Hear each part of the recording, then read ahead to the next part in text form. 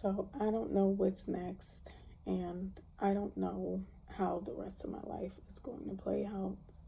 I don't know how my children's life is going to play out, but I would like to stop feeling the pressure to be God about it and try to just scrambling to try to stop these certain avenues from opening up because it's not. There's, I'm just really, really, really getting worked up over something that I will never be able to control, no matter how much I care. And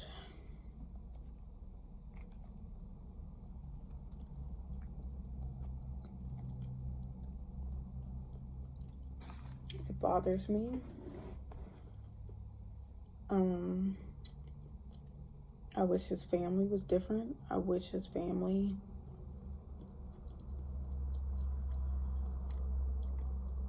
was perfect. I wish my family was perfect. I wish things could have combined how I feel like they were supposed to. My children were supposed to have two sets of grandparents, happily married, loving parents, a nice house to live in, pets. We're supposed to have careers. We're supposed to have nice cars. But maybe all of that is just my dad's ideas just floating in my head still about how life should be and how it should look. And I'm never measuring up. So, of course, I don't feel good enough because it wasn't my standard to begin with. I didn't get to think about what I wanted out of my life before I started getting told what I should want or what I could even have.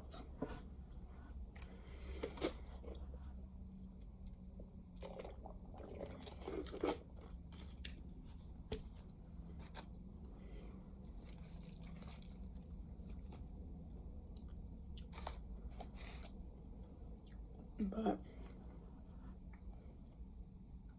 I do feel like that's why I feel trapped.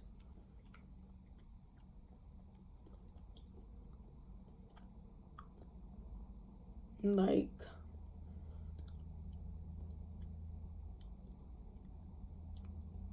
was it Maya Angelou?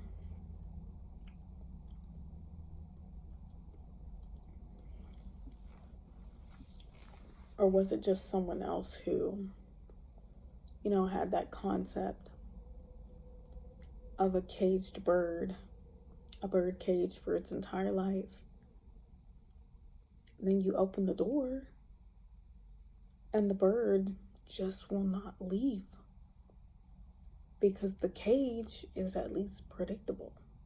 The cage is small and horrible and cramped, but outside is like unknown, horrifying, scary, and they've just given up. So they stay in the cage with the door wide open.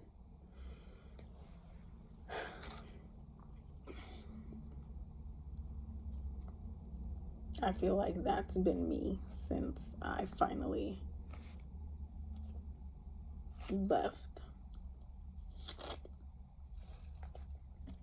my dad's abuse. Okay.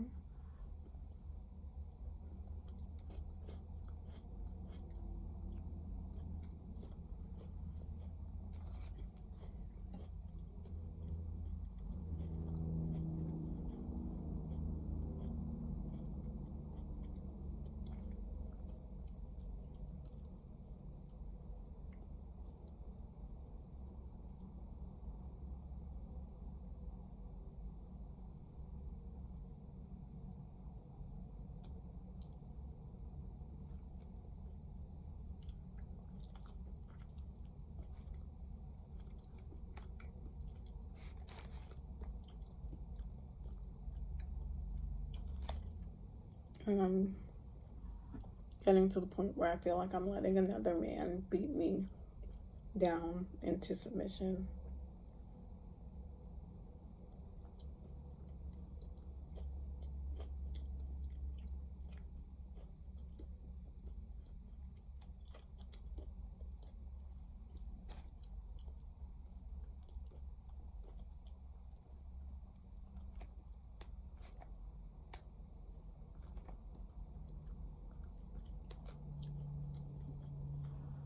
Along with his family, as punishment for not lying and protecting him in a criminal situation.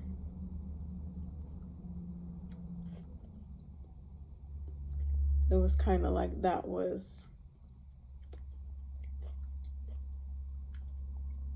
their weird initiation ritual. Will she lie for this man that she's pregnant by? If she does, she's one of us. If she doesn't, she has to go. And I didn't lie. So, here we are.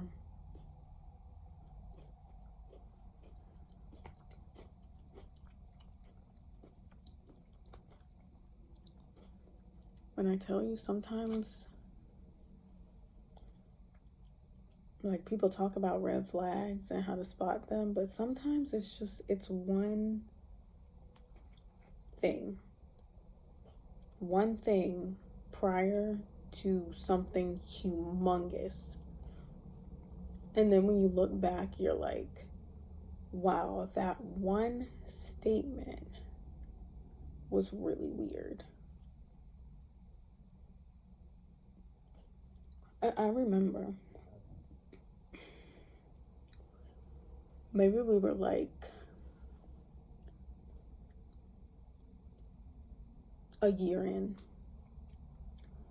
and I remember being in like the living room with his family, and his sister's girlfriend was there too, and we were just all talking, and I don't know how it came up, but my husband said something like,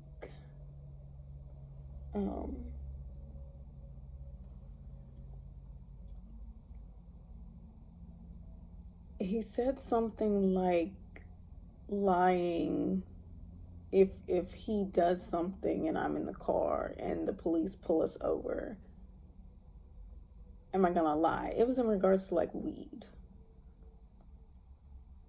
And I said, please don't ever put me in a situation like that, because I'm not going to lie for you. And everybody was kind of like silent. I didn't say it in a like serious type of way. I was like in a jokey way, but everybody was silent and nobody laughed. And then the conversation just continued. So now seeing what happened is kind of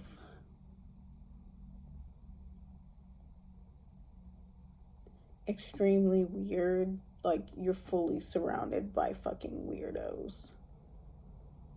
For nobody to think that was fucking weird of him to say to me.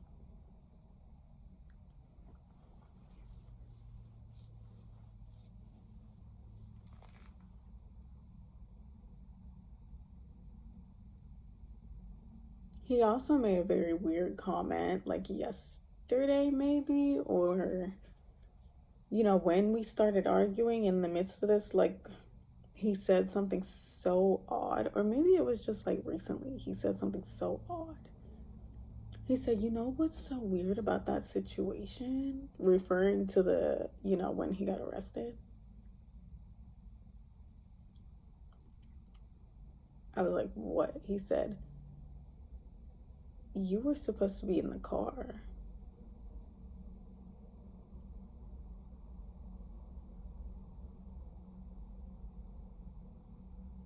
I'm assuming he was referring to when he shot the guy. I was supposed to be in the car.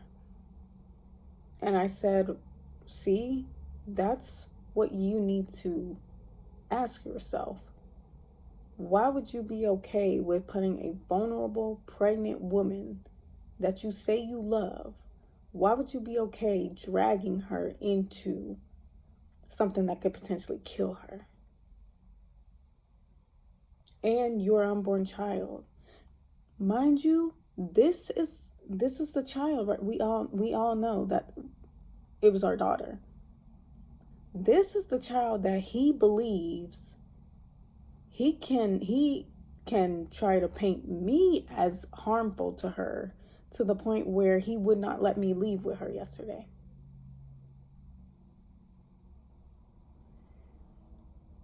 That's how fucked up this has gotten. That's why I'm like, you know what?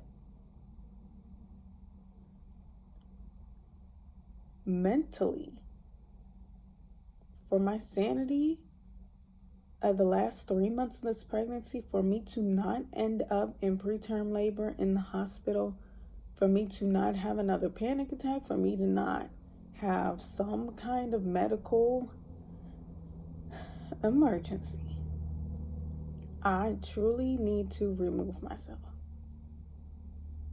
And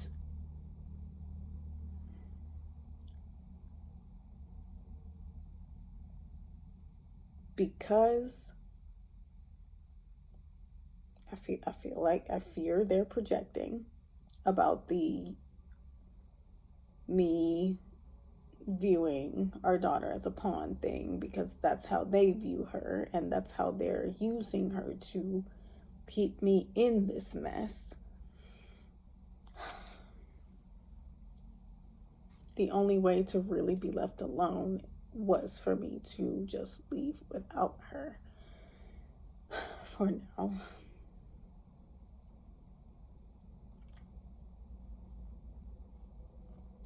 Even though it's like, obviously,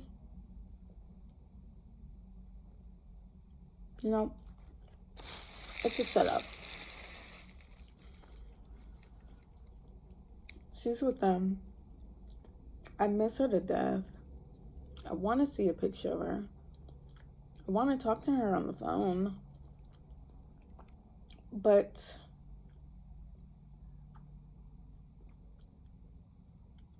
they all know that.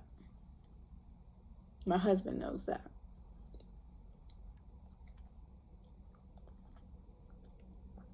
So to see my daughter and relieve it, I have to contact him.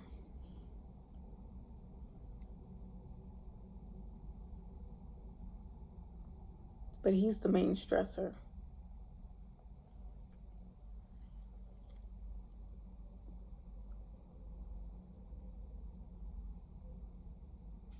He knew, of course, that if I took my daughter with me, then I could block them and keep her from seeing them and keep them from contacting me about her.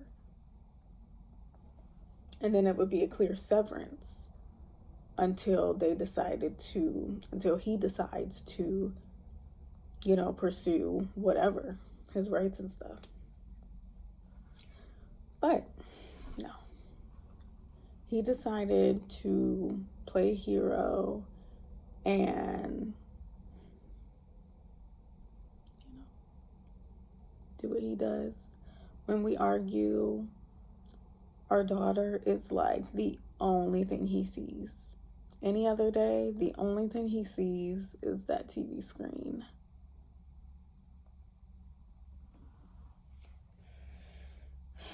So,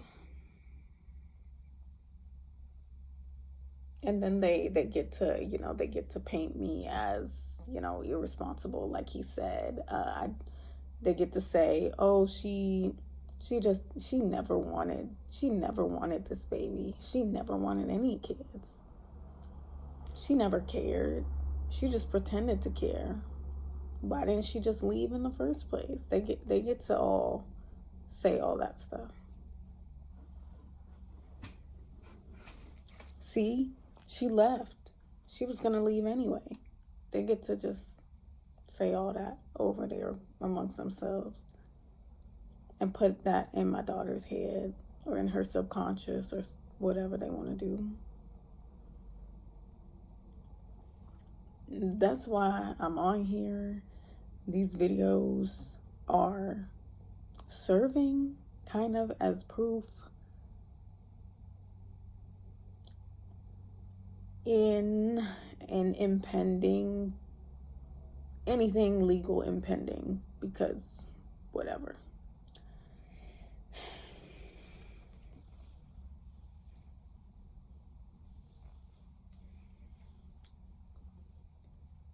But yeah, it's kind of serving as, you know, my side of what's going on ever since, you know, certain incidents. I have been, like I said, been recording certain things, was recording certain things with my dad, was recording, specific conversations and noting specific things in like ChatGPT, like notes about when his mom would show up uninvited and what was the circumstances, and keeping messages. I don't normally keep messages of people that I've blocked, but his sister and the conversation, the text conversation that led up to that conversation where she started bashing me, I kept those even though I blocked her. I kept his mom's messages when she was bothering me, when I was dealing with the police and stuff in regards to my daughter, and feeling like my dad had done something weird to her. I kept those. Obviously, there are hospital records, police records, so on and so forth. A lot of things are being recorded and noted down and jotted down. So at the end of the day, I don't feel like I'm completely like in a swamp. And it's better for me to like get on a video and like talk about what just happened after it just happened than to try and like depend on my memory later on when I'm going to completely forget. But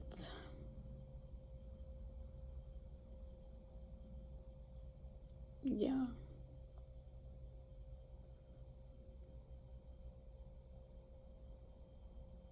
just talking about what's going on, and even my phone calls, you know, my phone records, my phone calls to 988, my phone calls to the DV hotline, me making sure that I tell a lot of different people, regardless of if those people know each other or not, just telling a lot of different people what has transpired.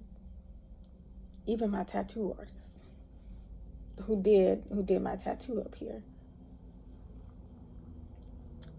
even telling her the situation between me and my husband, you know. And other people would see it as trauma dumping, but I'm kind of seeing it as, you know, because of what I've gone through, putting these little seeds out, these little seeds of information out there, just amongst a broad public. So if something happens, I mean, there's so many people in this world, but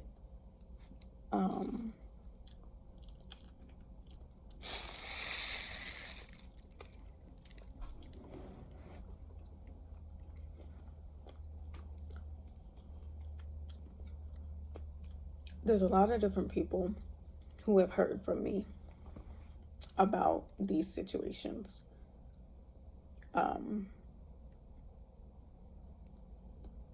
So that just brings me some kind of comfort, because the world is actually pretty small. Like, you never know who knows who, or who knows you. So I just feel like it validates my existence here on planet Earth. Thinking about all the people that I've talked to and told this stuff to and told my story to, even little tidbits, if all of them got together, the story would line up. You know what I mean? So it's horrible that I have to do that, or even like ponder about why I get so open with people. Just if they give me the opening, I'm going through it. And now that I'm thinking about it, like, it could be seen as trauma dumping, but it could also be seen as like protection against slandering and narratives and whatever. Because my husband says it all the time: oh, you can't keep your story straight, you're a liar. But there's scores of people who I've told my story to, and it never changes. It never changes.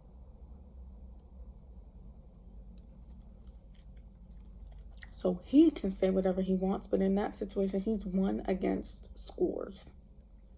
Like, he'll be outnumbered at the end of the day, you know? Even if his family tries to gang up. Even if my family tries to gang up, they're going to be the odd ones out.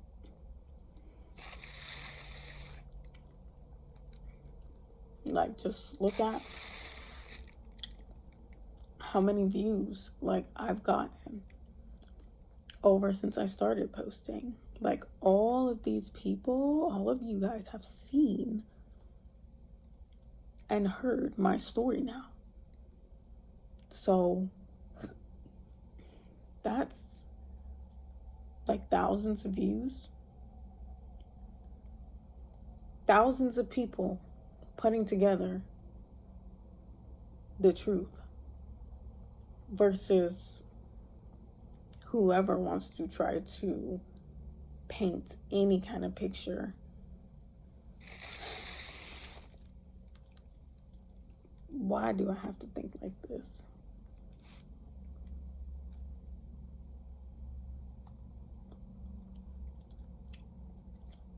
I don't think nobody deserves to be put in a position where they have to think like this.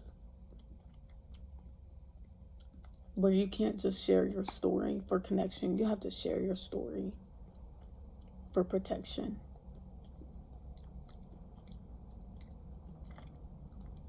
You have to share your story for your legacy and for your children, because you're worried that they're going to be fed some kind of version of you that's completely false. And because you're scared that they're going to hate you.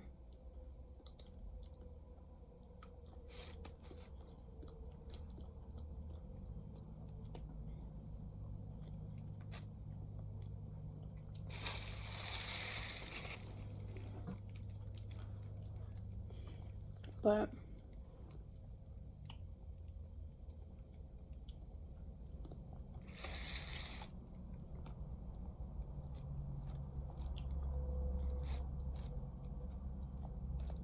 that's honestly the only precaution that I can really take against any of this. Like, this is the only set of things, like, that's in my control.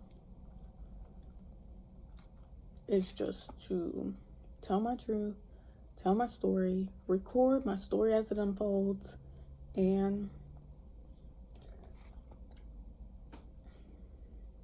let everything be pieced together, because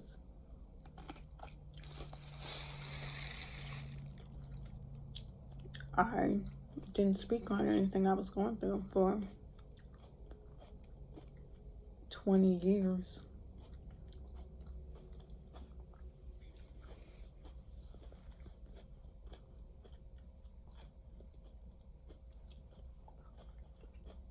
So sharing these little tidbits of information of things that happen,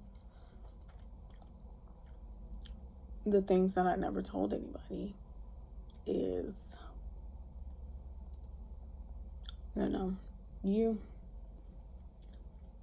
everyone can paint the picture themselves. Like, everybody can piece together what's been happening to me, and then it makes me feel like, okay, well, even though, I may not have like this big chronological timeline of like, this is the exact date that this happened to me, and this is exactly what that person said to me on this date, and all that stuff, it's still like not getting lost in the ether realm.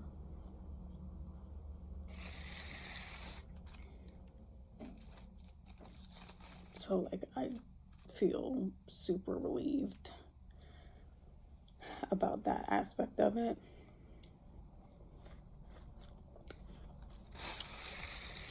Of course, hospital records, so on and so forth.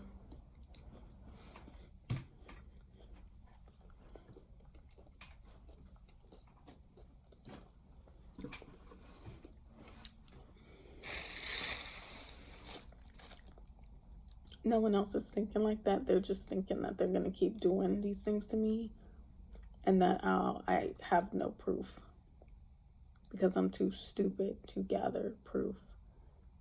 Or they think they've confused me so much that I don't have time to think about how I can protect myself in the future, or how I can get justice. Because, yes, it's crossed the line into criminal acts, obviously, with my father and my husband. So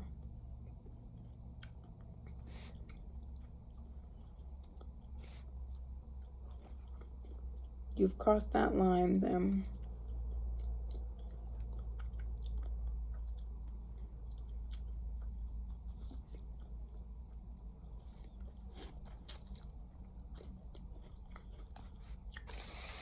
now you're getting into a territory where it's like, enough is going to start stacking up against you where I could press charges. I can open up an investigation. Even when it comes to my mom's passing, her death.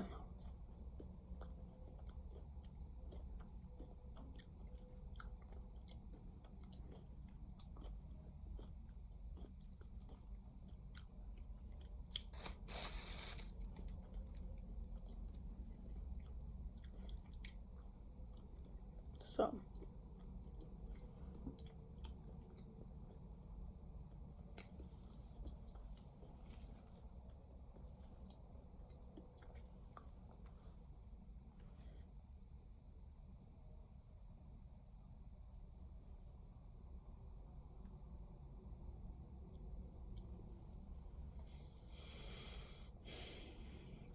even when it comes to things like the hiding of the money,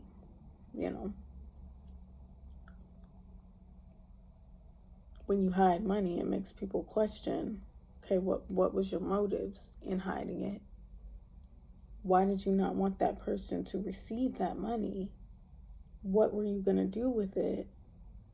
And did you really distribute the money you were supposed to? Or did you keep more than you were supposed to from that person?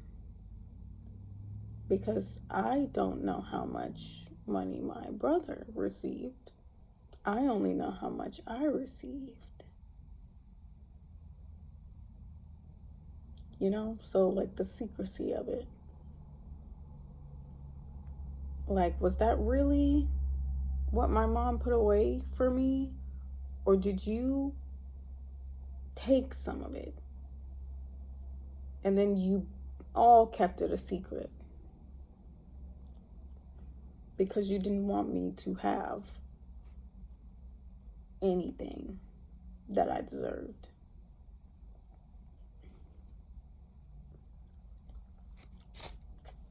All those things are still up in the air. But when it comes to people passing away and money, that can quickly become a legal issue if it's under the suspicious circumstances that it was under.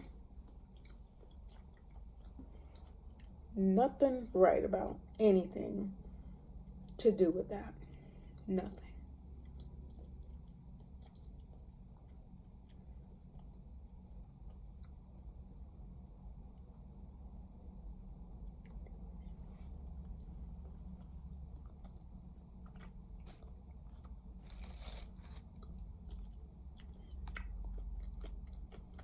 And the fact that he tried to accidentally kill me before I found out about the money, yeah. But everyone thinks that they've ganged up on me enough, and that I'm too stupid, and that I don't even have enough time because I've been with the baby. I don't have enough time to ponder any of this. No, I got time. I got time.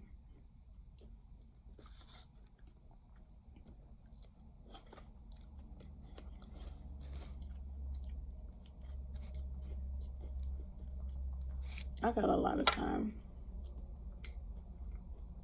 And the way that man is caught on recording, pretending to act confused about all these little things, yeah.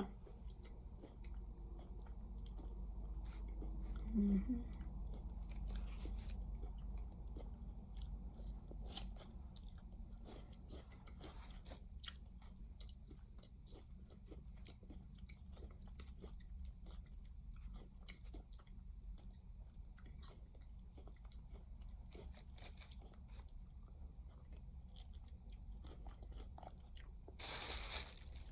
I feel like that's why it's become what it's become, because it's gone into a legal territory that I don't have any experience with.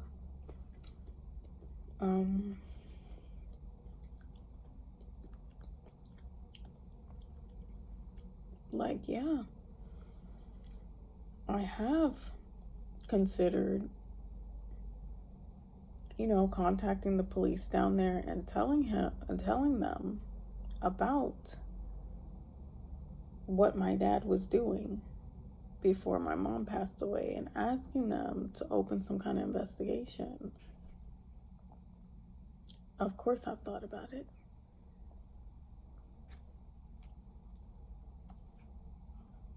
Then came the suspicious money behavior. Then it became really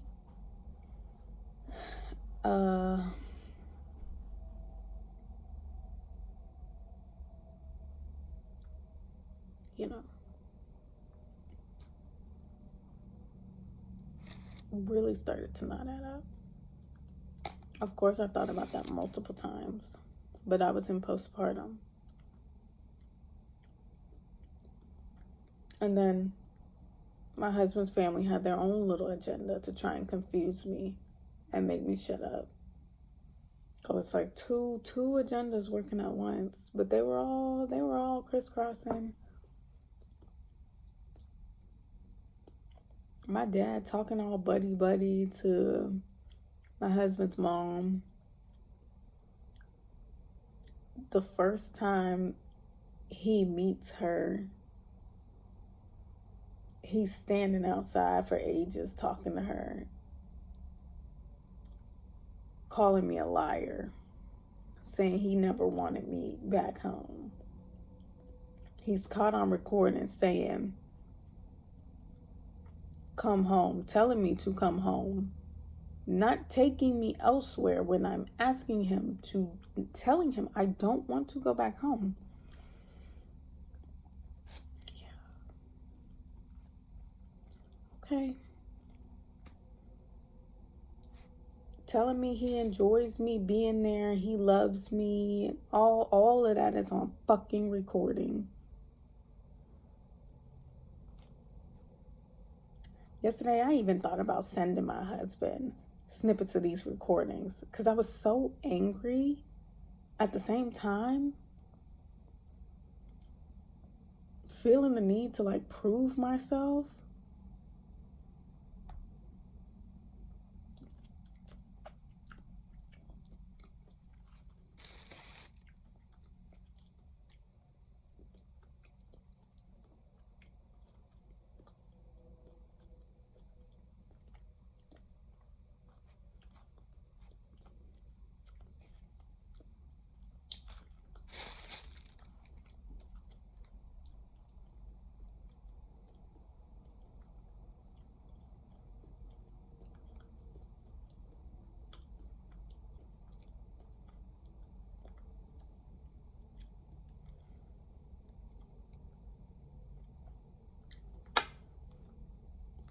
Of course, I didn't do it.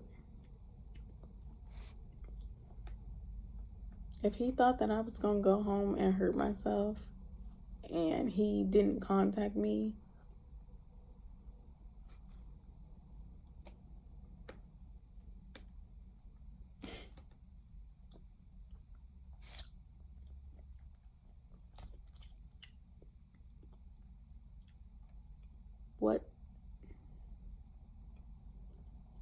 what would I look like reaching out to somebody who don't care if I'm alive or dead? He didn't care the first time whether I was alive or dead with his child. Why he care now? To this family, his family, the children only exist once they can see them and make sure that the babies are cute, okay? And postable on social media. Against mom's wishes and against mom's knowledge. Because mom doesn't matter. They just want the kids.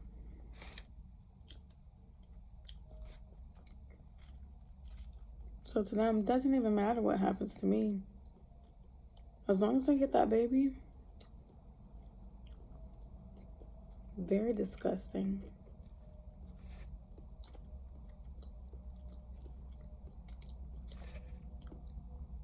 Just the fact that a fucking kid, a young girl, is telling me that I'm being controlling over my daughter. The fact that she even had the nerve to say anything like that to me tells you everything you need to know about how they see me.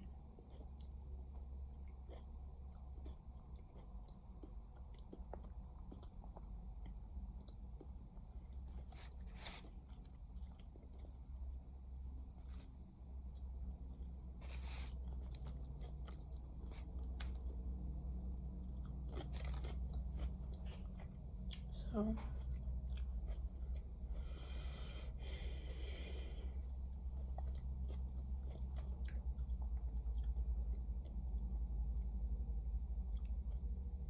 like I said, when I get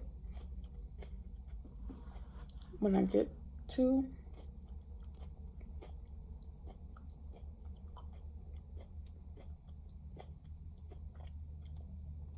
the beach,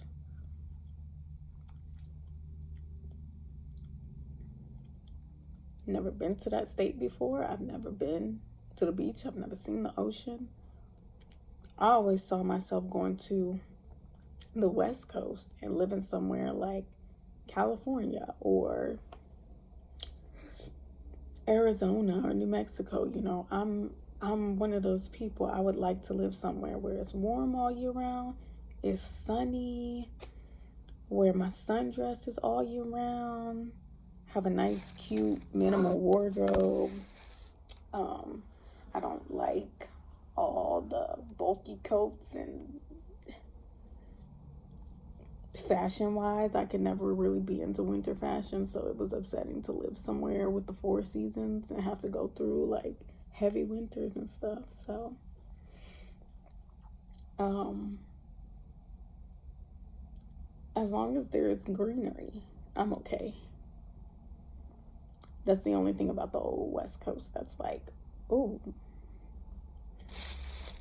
because I remember when we went to Las Vegas for my grandma's, my dad's mom's 80 something, 82nd, maybe. I don't know which 80th birthday it was. We went to Las Vegas, and I remember I really enjoyed it there, but I missed the trees here. I missed the greenery so bad. Like, I missed the fields, and I missed like the big green trees.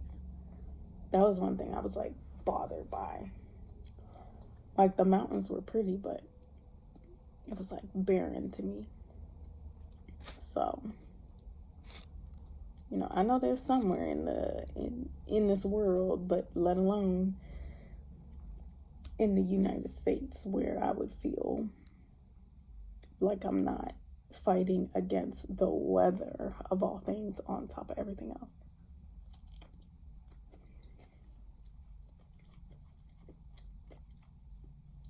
Like,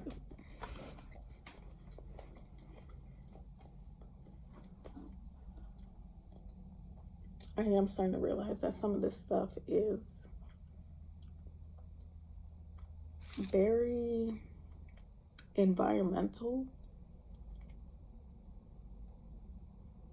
Like, a lot of my upset could be eliminated with a change, like a fundamental change of the environment. And I'm not just talking about people at that point, I'm talking about whole like systems. You know what I mean? The kind of stuff that people realize, like when they leave America and they realize, oh my gosh, why back home I was scared to call an ambulance because of how much it costs. Here they care about people's health. They encourage people to take care of their health, and then your whole life changes just because you changed your environment and you found an environment that provided you ease. And I think about that a lot now. Like, I went through this period of time where I really was like dedicated. I was like, oh, I'm leaving America. But now I'm older and I'm thinking about it, and I'm like realizing it's not just to escape, it's to go where you belong and to stop fighting unnecessary uphill battles, even when it has to do with finances. Like, easily, you know, I'm broke here, but easily somewhere else, you take this US money somewhere else, and I'm a millionaire. And it's like, sometimes when I think about these things, I'm like, wow. Like, I'm really struggling for nothing, right? Because if I just up and left, some of these things would actually get solved. You know, every country has its downsides. But I'm positive that I could find a place on this planet where these concerns that I have about finances and like living situation and whatnot, it could be cured by being fearless and just accepting a change. So maybe leaving tonight will make me realize that even more. like maybe I am thinking too hard about all the wrong things. And if I just, open up my perspective and open my mind to certain things that I never considered, then I would be able to live my dream life. It may not be feasible here where I am. It might not be possible here. But that doesn't mean it's not possible at all. So,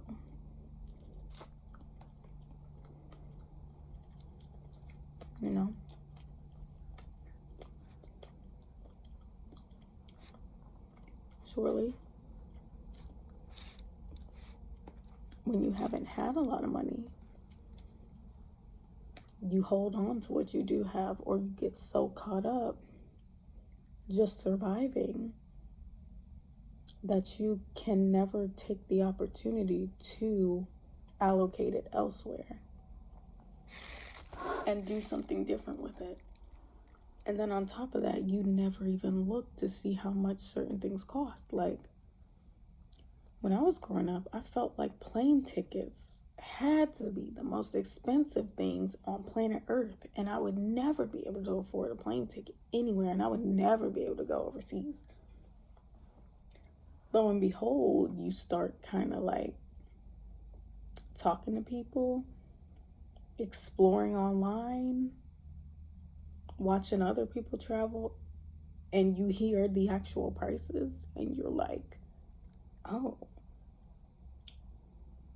I didn't know that I might be able to afford something like that. I didn't know that because I didn't even let myself entertain the possibility of doing that thing. So, yeah, it's crazy. I mean, like I said, I'm up here and the airport it's probably 5 minutes away. But,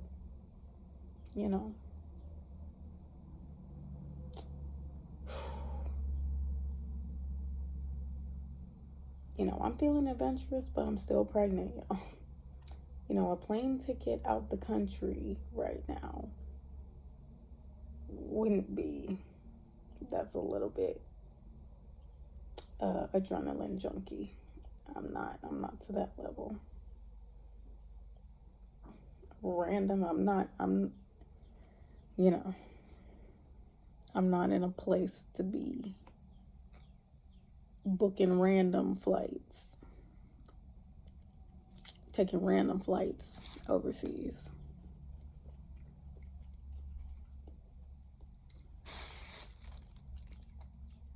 Right now, but who knows? Who knows?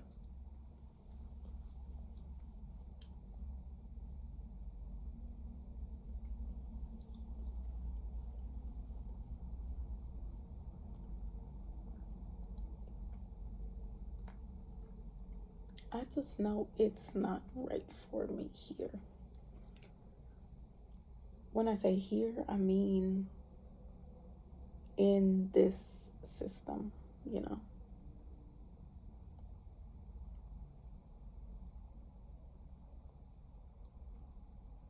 Even within the states, like, obviously, all the states have their little separate things where it's like the affordability rates and stuff. But overall, it's all controlled by America. And the American system is not right for me. It's not right for a lot of people. Without getting too political, I would say this system probably is only working and beneficial to people who already are rich or come into wealth somehow. That's the only people that this system is beneficial for. That's the only people I've seen thriving. They're either born into the wealth or they're like new money. or they play by the rules, but you have to be from a certain type of family or, do certain things to play by the rules of like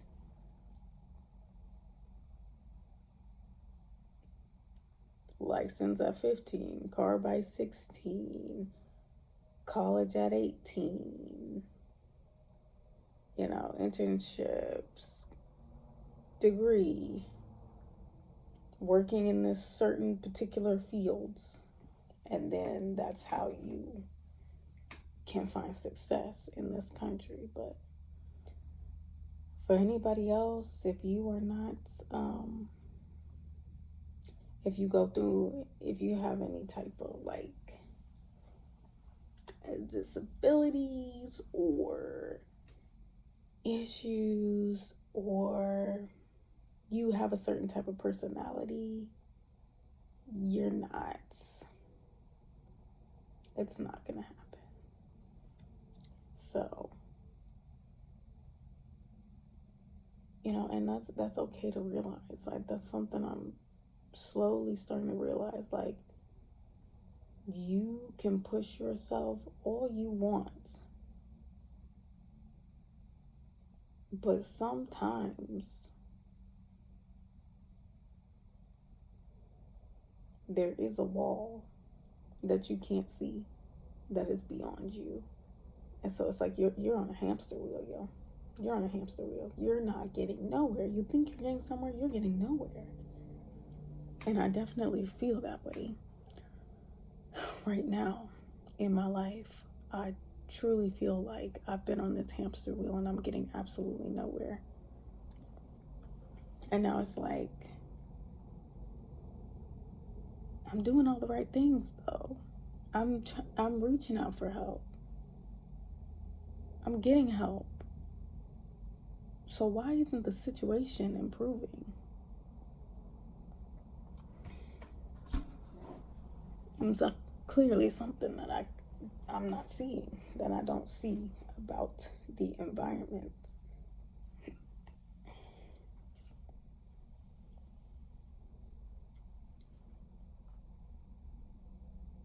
Even when it comes to people, you know what I mean? Like,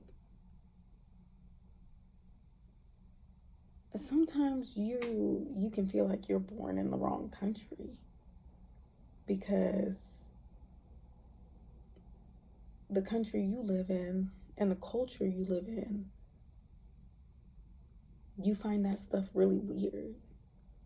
Like, everybody who complains about the tipping culture here, every country does not do that. In fact, in a lot of other cultures, they find it disrespectful, just like you do. So that's just right there. It's like an unnecessary friction point. Like, for every one thing that we don't like living here, there's a different culture that feels the exact same way that you do, and they operate completely differently in a way that would serve you so much better. And yeah, you just have to be fearless. You have to leave the cage. You have to leave your cage. And unfortunately, I didn't really realize how trapped I really felt when I first had the most level of success in leaving, when I had the most money to my name and had the most options of setting up my life elsewhere. So, but that's something that we all learn in time. But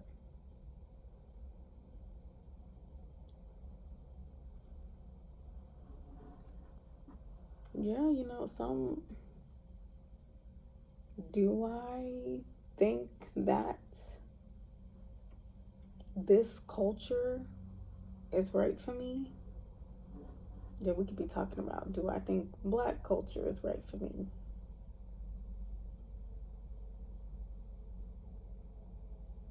Because just because I'm a black woman, you know, we don't all think the same. That culture never been right for me. You know,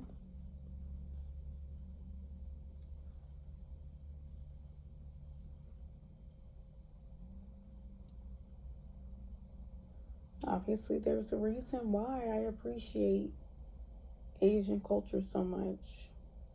You know, maybe there's a reason why I became interested in it in the first place. Maybe because there's something different over there for me that suits me better. And I just resonate with it. Because it's how I think too. It's the things that I believe too.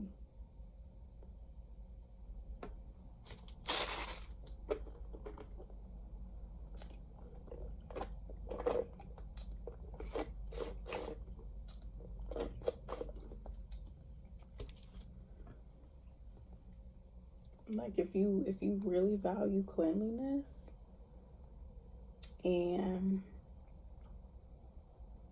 you live in a society where they don't value cleanliness, people don't care about the environment.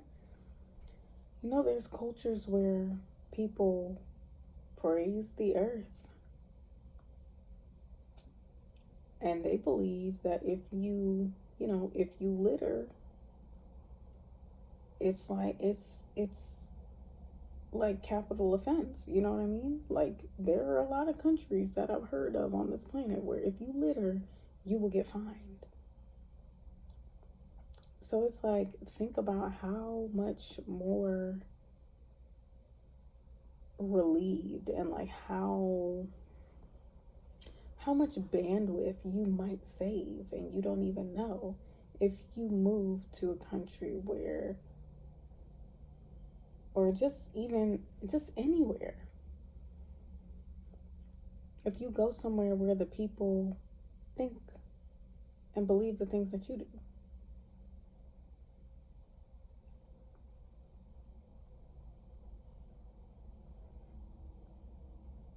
And growing up, I used to feel like, oh, and you hear it a lot.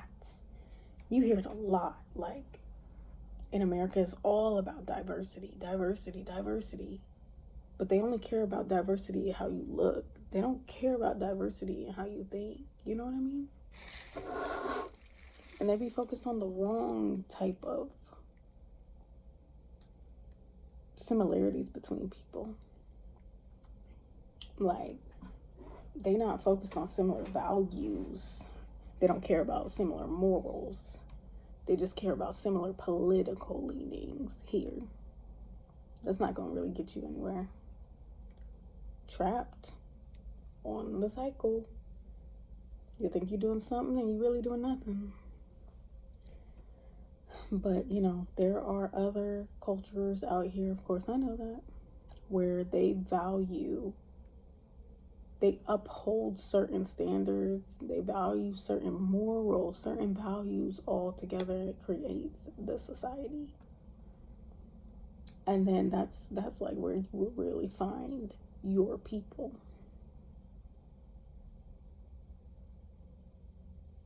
But of course, I know there are places all over America where they're kind of like, they don't really mess around with stuff like that, and they live totally different.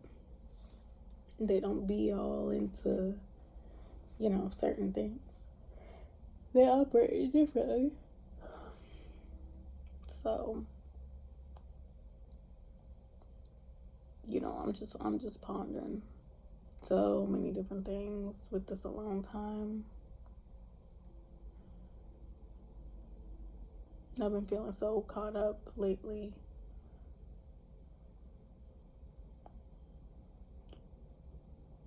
That I haven't not even stopped to think for myself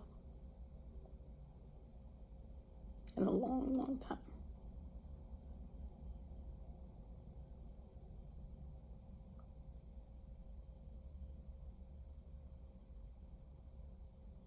So I'm starting to think, I'm thinking, like, okay, this urge to leave, first I convinced myself it was because I just hated home, you know? I just wanted to escape home.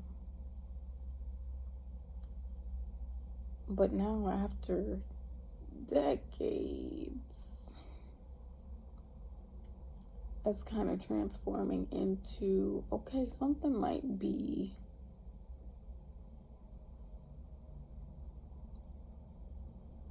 like, there might be a chance that your environment is making your life and your mental health expeditiously worse the longer you stay. And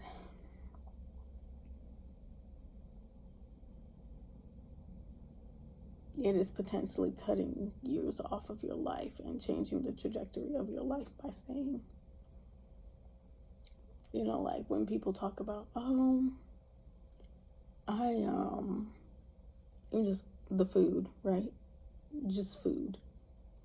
People will be like, oh, like we have that same brand of ketchup. For example, I've heard this about like Canada versus America.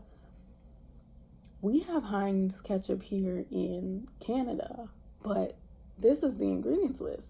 And it'll be like, what, 5 ingredients? And it won't be no sugar in the ketchup. But then in America, you look at the same brand and the ingredients list, and it's like a whole bunch of sugar. I was like, what? Well, if you're somebody who values health and you see that your country is like putting unnecessary ingredients in your food, that could be a real serious like moral violation for you.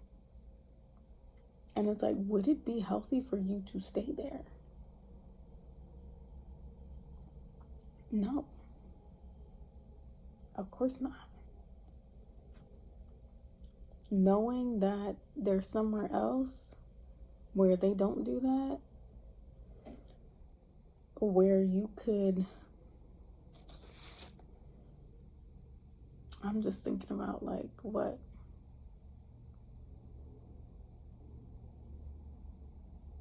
people who change their diet and they want to do whole food, you know, they don't want to eat preservatives no more. There are full-on societies who don't even know preservatives exist. They don't operate like that. All their food is homegrown. All their food is whole food. So if you were to move over there and live there, that's a whole... Just think about every time you go to the grocery store here and you have to check the labels, right? If you're on some kind of diet or something. Or all the packaged food you have to sift through just to find the whole foods that you might want to focus on and enjoy. Or even just like the unconscious and subconscious effort into not grabbing that donut right there, not grabbing that pack of cookies that you know is going to make you feel terrible, but it's just right there in front of your face. So, you know,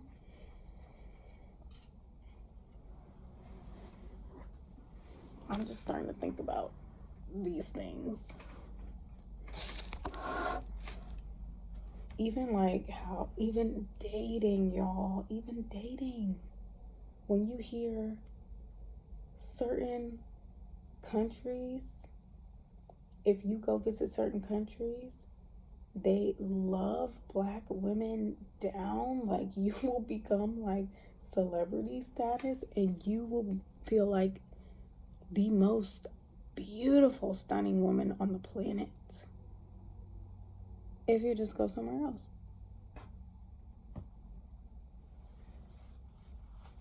I'm thinking about all of it now, because it's bigger.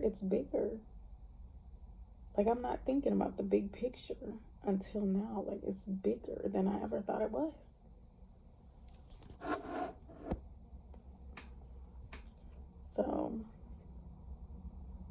you know, even in my own experience, I remember when I worked at McDonald's and I had cut my hair short for like the second time. And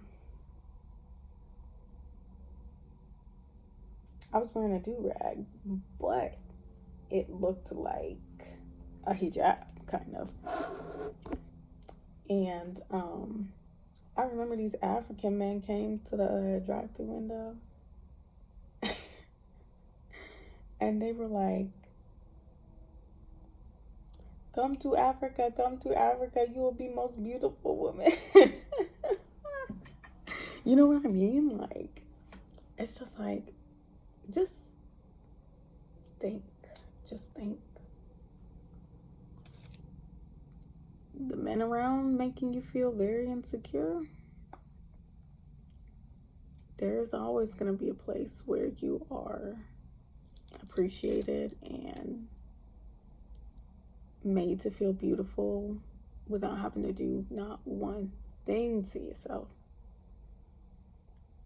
And you wouldn't even be able to imagine how much stress that might actually take off of you, because you're not fighting this humongous uphill battle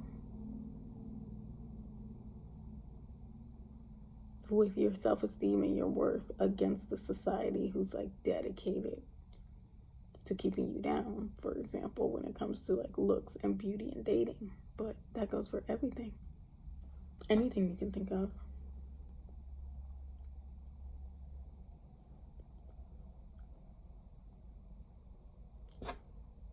Education, man, education.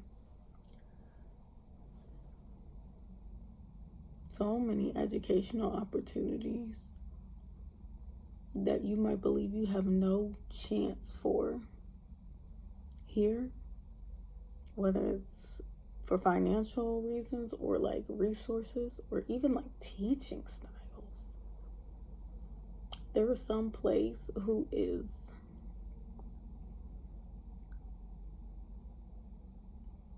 dedicated to making things simple for you to reach your goals in education too. And I'm just thinking about so many different things now. I've thought about this so many times, but now I'm really seriously thinking like,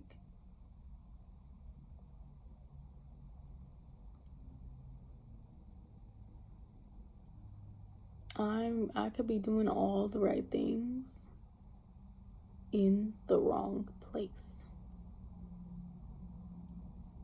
And I really think that's what's happening now with my life. All the right things in the wrong place will get you nowhere, no matter how right they are.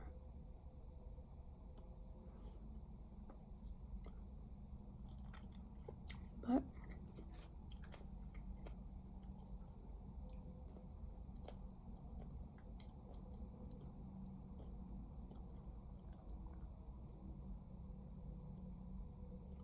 I'm still hurt.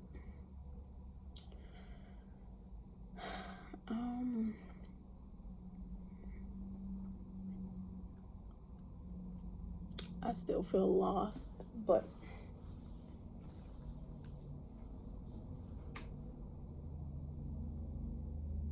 I can kind of come to terms with my decision now and not feel like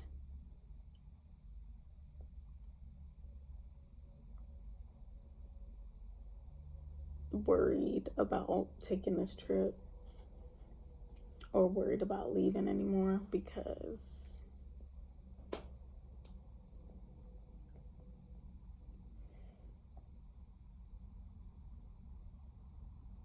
it's been on my mind for years, decades now, to just up and leave, see where the wind takes me. Why would it not go away?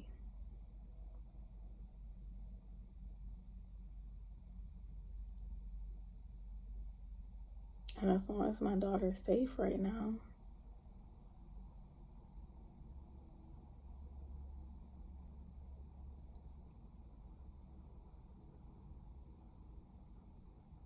if I could really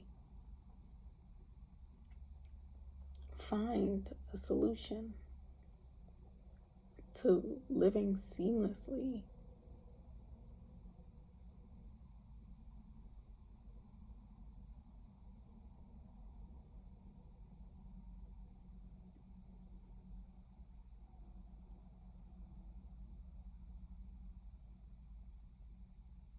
I want her and I want my son to enjoy that life with me. Like, even thinking about going to the beach without my daughter is upsetting. Because when I was looking at pictures of the beach, I was like, my first thought was like, dang, Lainey Bear would love that.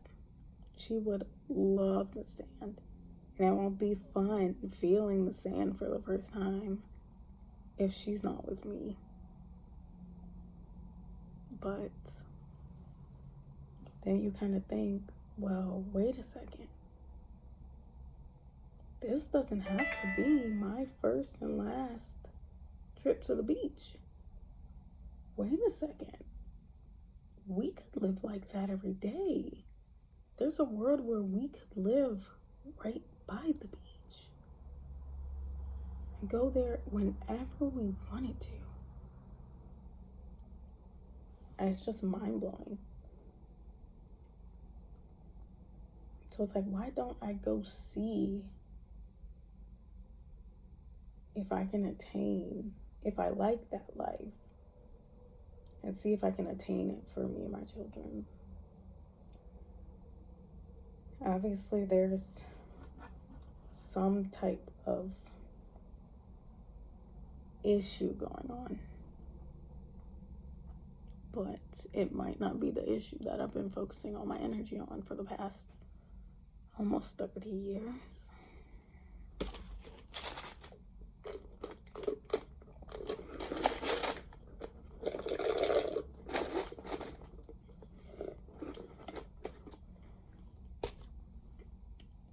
I don't think the issue is just the people around me anymore.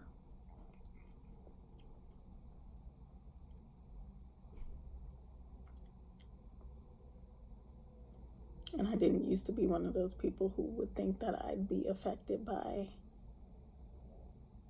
or just like sensitive like that, you know what I mean? Like sensitive to the weather, sensitive to certain ideologies, like some were valuing concrete jungles over nature. I didn't think I would be that kind of person who is that sensitive, but I think I am. And I think here, if you are sensitive, people want to kind of bully you into not being that way. But somewhere else, like, that's really valued, of course. So I just feel like, especially after moving, you just feel like, there's only so many times you can move before it's like, it's still not right, it's still not right, it's still not right. What's going on?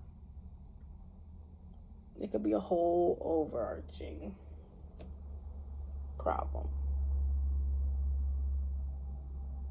And then it's like, why try to build this alternative lifestyle somewhere where you're going to be made a spectacle versus somewhere where it just flows naturally? That's kind of how I'm feeling. I wouldn't consider where I came from a small town.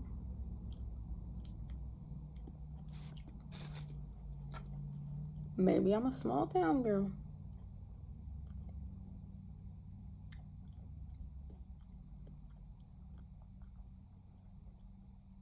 Maybe I'm actually a big lights, big city type of girl. Maybe I'm a beach babe. Who knows? I haven't been able to explore my identity. Not like that.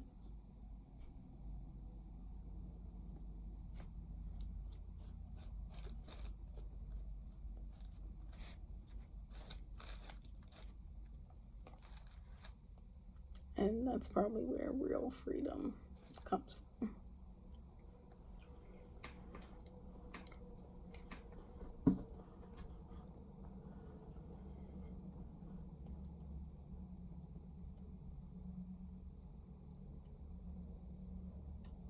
So,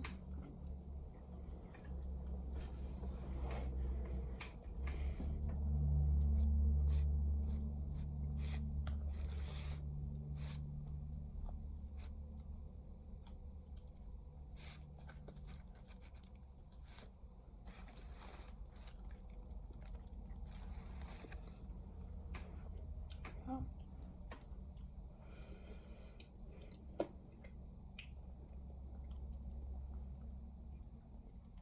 I would definitely call that switching gears when it comes to solving the problem.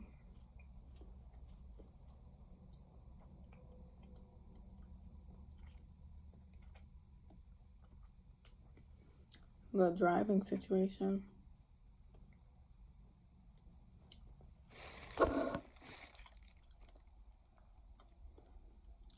You know how many times I've thought to myself, wow, why is driving and getting a car so hard for me?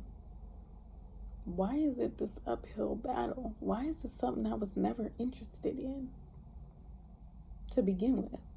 Maybe that's not my view of freedom. And the harder or the longer I stay in this type of society where I have to make myself value a status of freedom that I don't agree with, you know, think about Denmark. I have seen many videos of parents and their kids, just droves of people in the street on bikes, enjoying the fresh air, getting outside, getting exercise, having fun with their kids.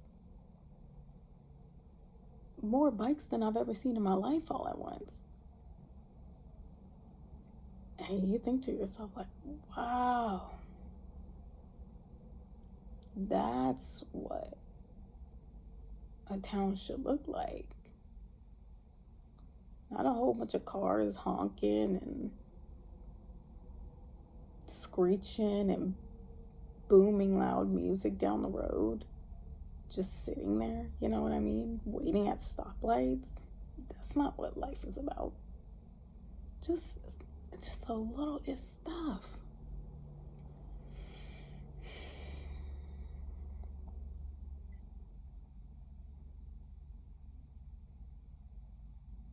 And instead of like wasting all my mental capacity trying to force myself to do something that I don't agree with fundamentally, because I wouldn't even call myself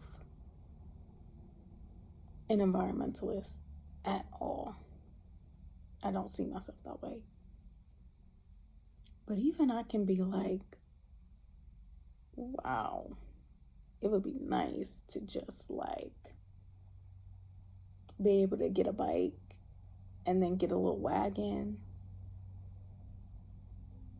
and like be able to bike with my daughter somewhere to the store, a store that was nearby in biking distance, and we could get outside and we could have fresh air and she would be having so much fun and not have to fucking worry about getting hit by a car. You know what I mean? Or not have to worry about there being no sidewalk or it not being safe to do so. All this stuff has crossed my mind so many times.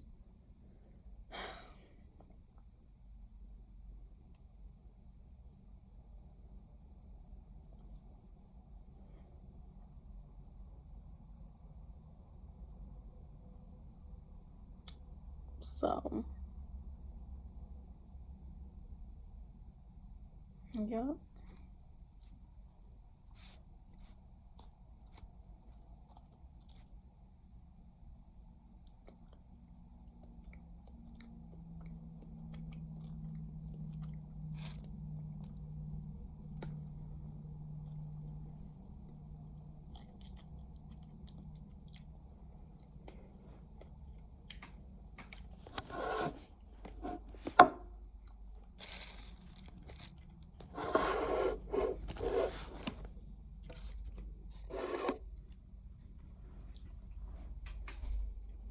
Even if you were like somebody who loved like skiing and winter sports and the cold,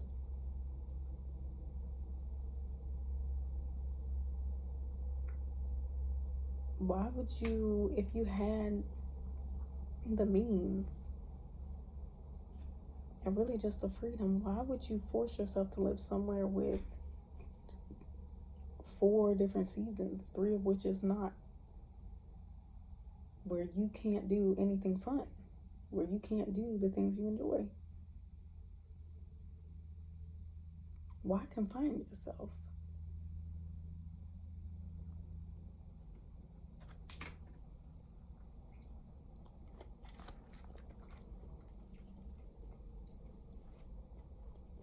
People say money, but like I said,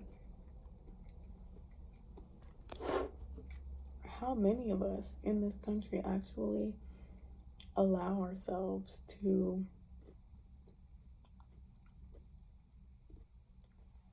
look up currency exchanges? Like, who knows?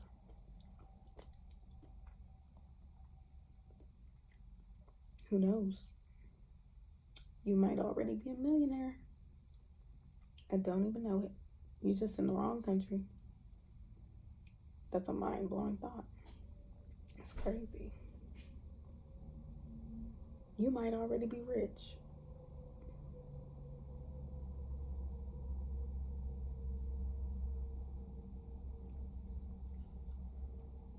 But they don't want you to think about that kind of stuff. America is like an abusive freaking relationship. They want you to stay no matter how bad it hurts, no matter what they do.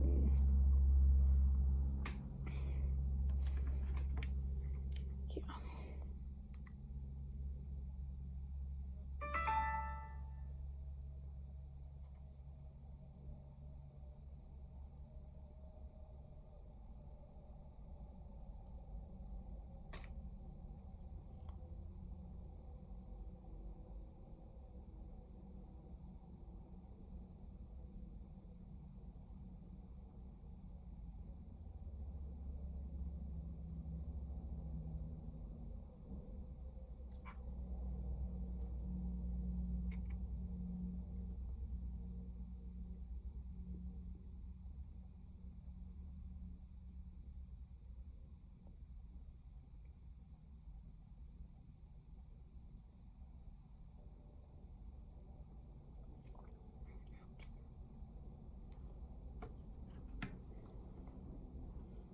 But yeah, there's a lot to think about. A lot of changes need to be made for real. And they're changes that I didn't think mattered. But now I'm seeing that in these little details, the little details about life are really important. And there's a lot of things that can affect your motivation if you are a certain kind of person. And there's a lot of energy that you could be just losing. A lot of energy that could be getting zapped from you just because you are different than your environment. And it's just siphoning energy from you in the same way that people are. So yeah, that's what I'm gonna be thinking about on this long trip.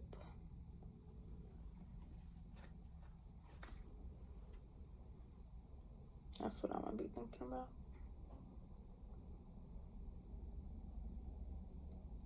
Not just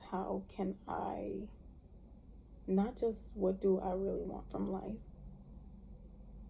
but how is there any way where I can make that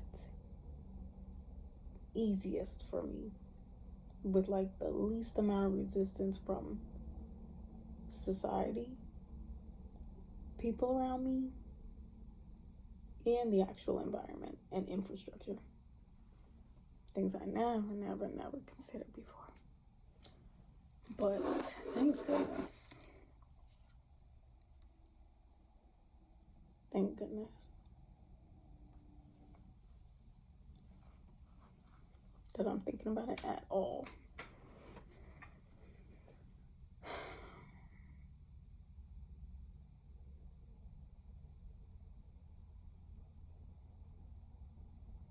Because yeah, living here where I am, it is kind of making me give up hope on life, because it has been a constant uphill battle. And the idea that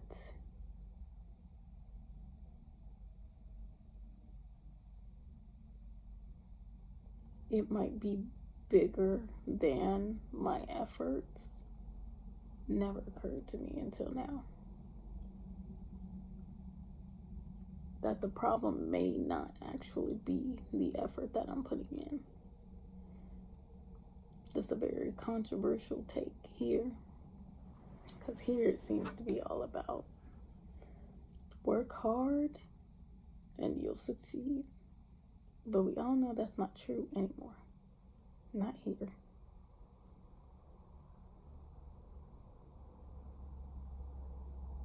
I see people work so easy and become millionaires these days. So we know that's not true. So I'm going to figure out the secret sauce, the secret formula.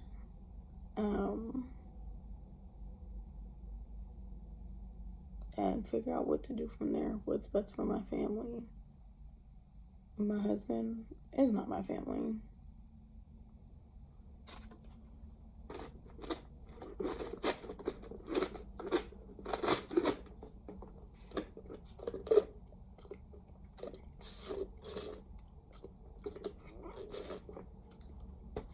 It's just my children.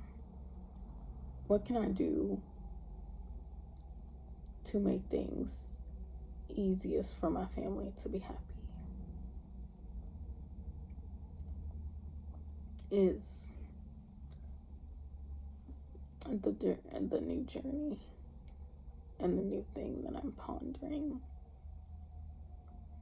Yeah. Well,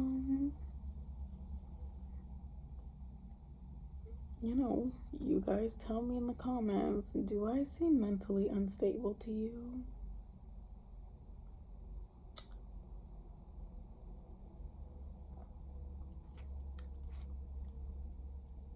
Or am I really just surrounded by users who want my money and my labor?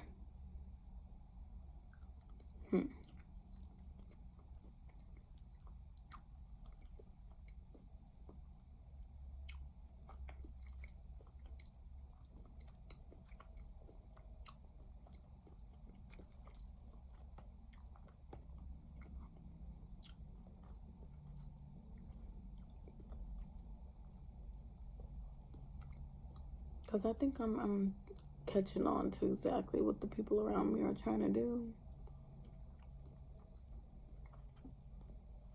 And I don't like it, not one bit.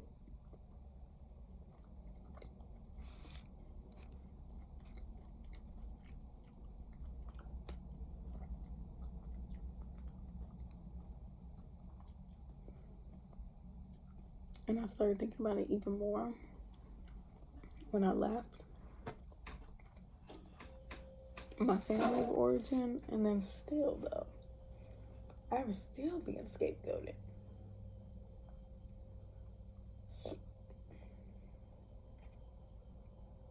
People paint an estrangement as though it's supposed to fix your whole life. But no, it's something. It's only one piece of the pie. So, obviously, what I've been doing so far isn't working.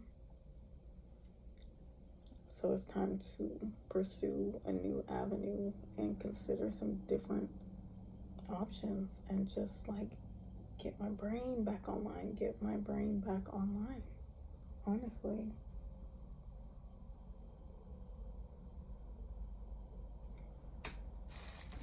Yeah, thank you guys for watching this video. I'm not sure what's gonna happen in the future, like if I'm only gonna do like these sit down videos or if I'm going to vlog my trip a little bit. I probably will take a lot of video footage like on the road, and I've never just like been out with my camera like talking, but you know, people do that these days. Even that, like in a small town, vlogging is people gonna side eye you and think you're weird. In LA, you'll see people with them selfie sticks all over the place, and if you're a vlogger, you will fit right in. There's a reason people go certain places. Yeah. Well, I'm gonna head out and do some journaling, a little bit more research, and some thinking. The bus leaves tonight at, I got the latest, but the fastest route. Fastest, again, I don't know about that for Greyhound, but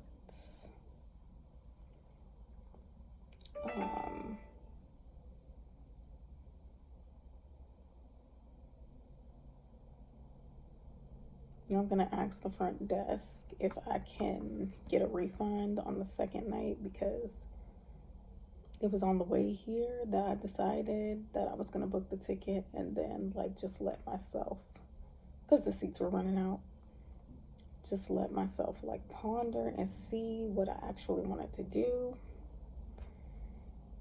And I'm deciding, yeah, I'm gonna bite the bullet and I'm gonna go. I'm really scared, but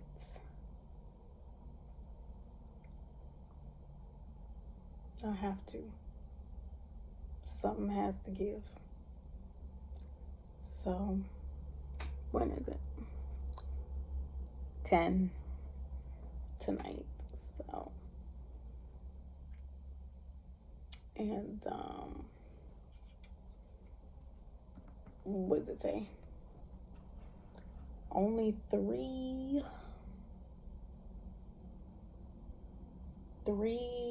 transfers. Yeah.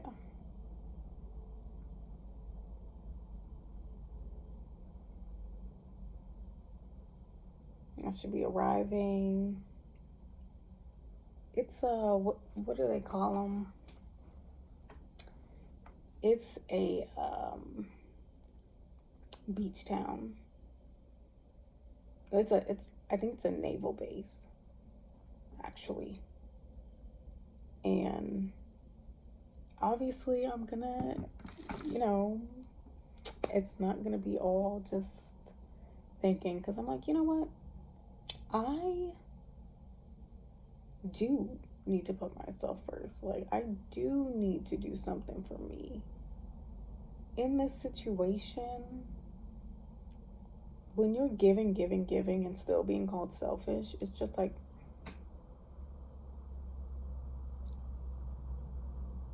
I need to put this energy toward myself so I can make the best decisions for my children. Like I said, as long as she's safe with her dad, she's safe with my in-laws. I can't keep stressing myself out, you know? Like in regards to her safety, like stressing out so badly that I'm not thinking anymore for myself. Like I'm not having the capacity to like be patient or, show up how I know I can show up because I'm so drained and stressed and just like brain is a tornado. So I'm hoping this trip does a lot of different things. I'm hoping it'll help my perspective. I'm hoping that I'm going to recognize my rights as a person and recognize the freedom that I have and really like embrace it. And I'm hoping to think about a lot of things.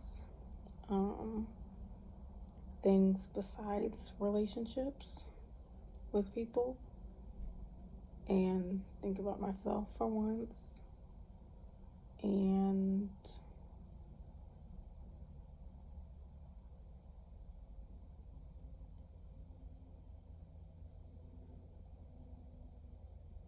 just ponder,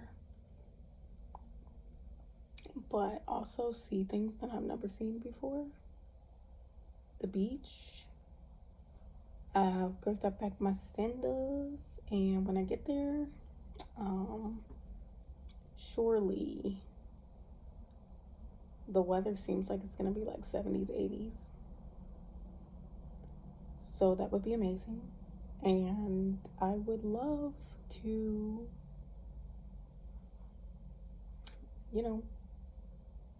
buy a cute little swimsuit, and relax on the beach. Of course, I have my Bible with me. Just relax, read God's word on the beach, and just empty my mind of all these horrible opinions about me and these narratives and all this horrible stuff that's been going on, and just like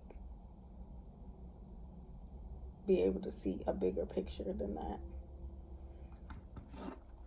But yeah, I'll be arriving apparently tomorrow night. That's not bad if everything goes to schedule. Probably won't. I'm not expecting it to. But yeah, I gotta get some. I was eating this salad.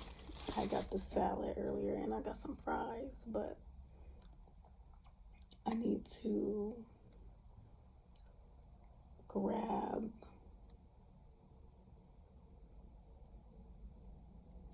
a drink and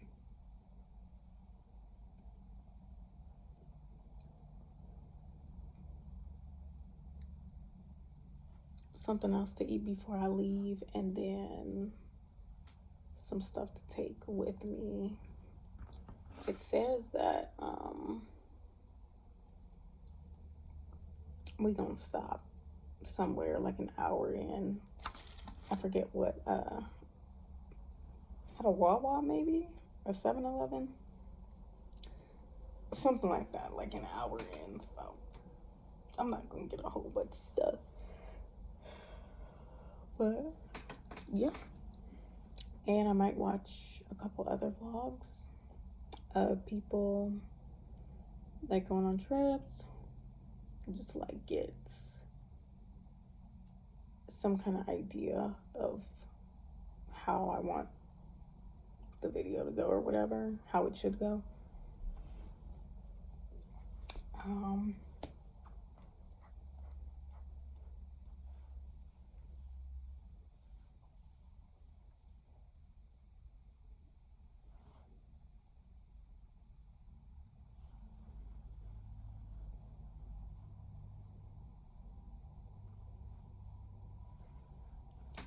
and yeah, I'm pretty calm. I would say I'm calm, and I'm a little detached. Kind of like, wow, this is happening. I'm about to do this. What the heck? But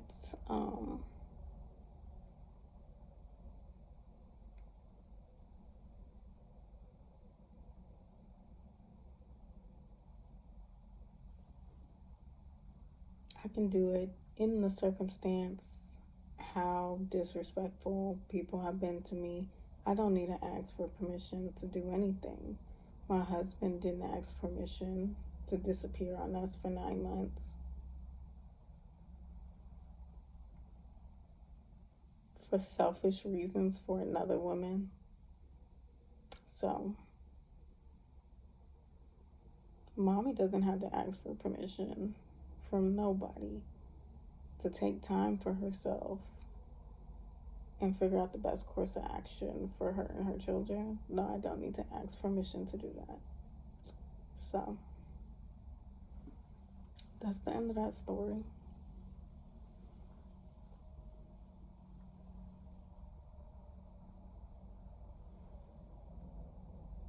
This could also serve as like, I don't know what to call it, like a look at things from the, I don't want to say the overwhelmed mom. It's not the mom part. It's just like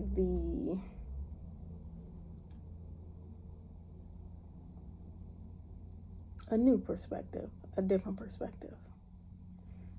I don't know what perspective this is quite yet, but